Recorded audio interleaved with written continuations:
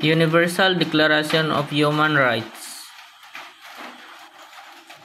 Article 2 of the Universal Declaration of Human Rights says that everyone has the same rights and freedom no matter who they are or where they come from. It means that no one shall be treated unfairly because of things like their race, color, gender, language, religion, political beliefs, nationality, or social background.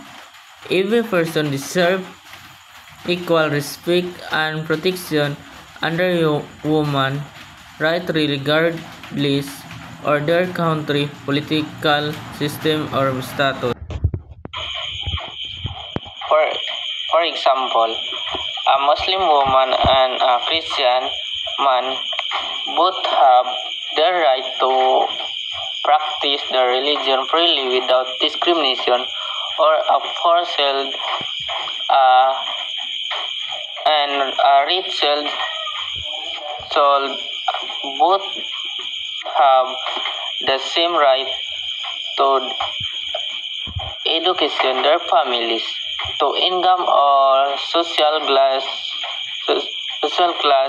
should not affect their access to schooling. For this video, discrimination.